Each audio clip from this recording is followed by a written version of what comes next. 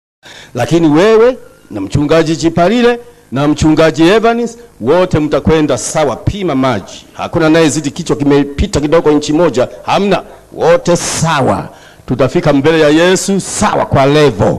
Basi atakapotuona tunakuja umati, atakumbuka msalaba wake duniani, ndipo atatazama macho yake juu na kubinua mikono yake nyumbani.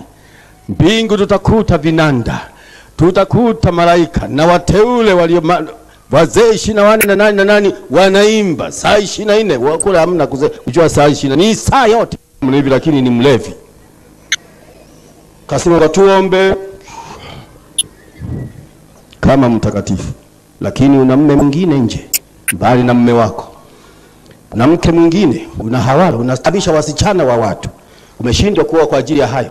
Kanisani unasimama kama mtu uliye mtakatifu sana, unajifanya. Saa hiyo hakuna hilo, hakuna hilo. Kila kitu kitabainishwa, maana Mungu anataka wakukaa naye mbinguni. Ndipo tutachanganywa kule.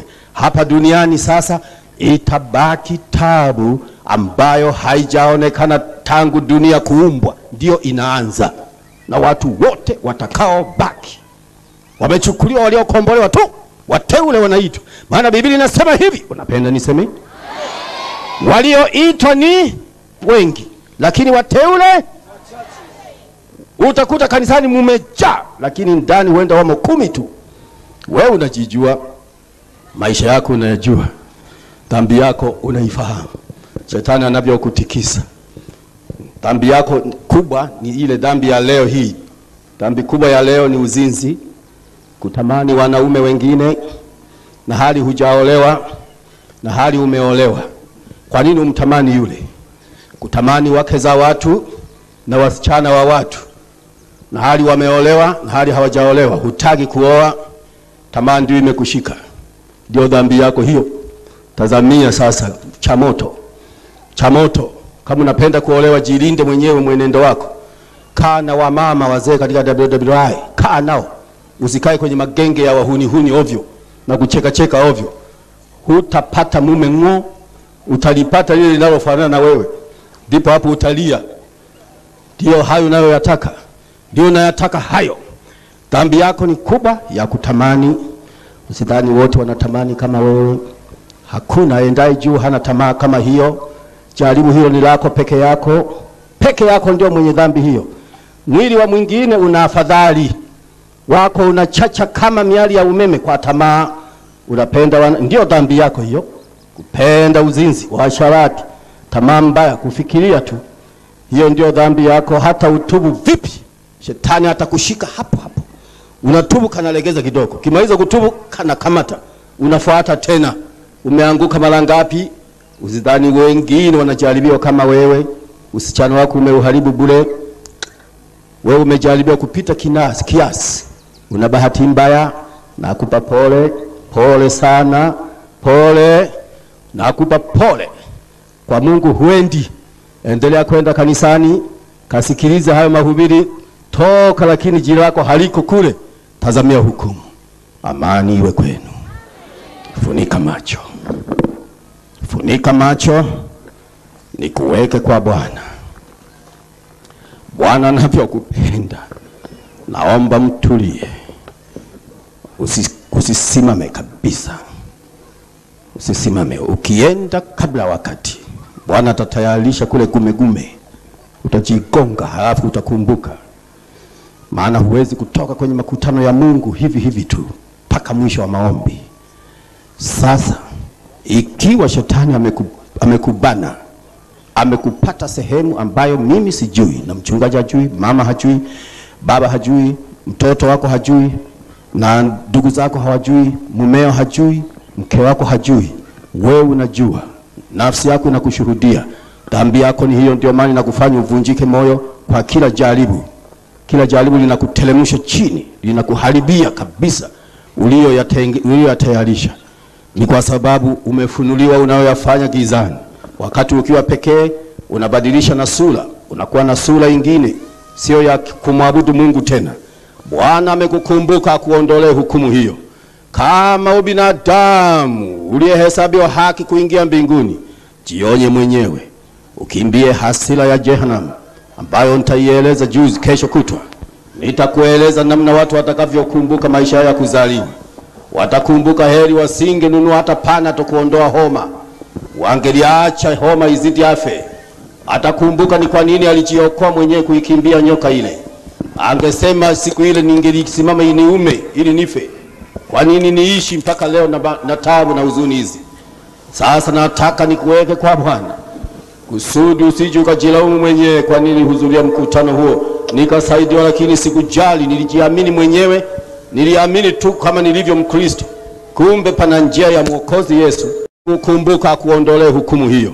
Kama ubinadamu uliyehesabiwa haki kuingia mbinguni, jionye mwenyewe, ukimbie hasira ya Jehanamu ambayo nitaieleza juzi kesho kutwa.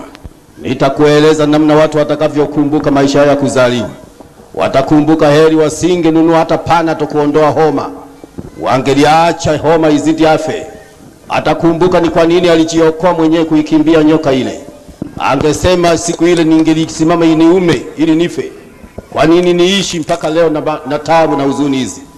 Sasa nataka nikuweke kwa Bwana, kusudi usije ukajilaumu mwenyewe kwa nini hudhuria mkutano huo nikasaidiwa, lakini sikujali. Nilijiamini mwenyewe, niliamini tu kama nilivyo Mkristo.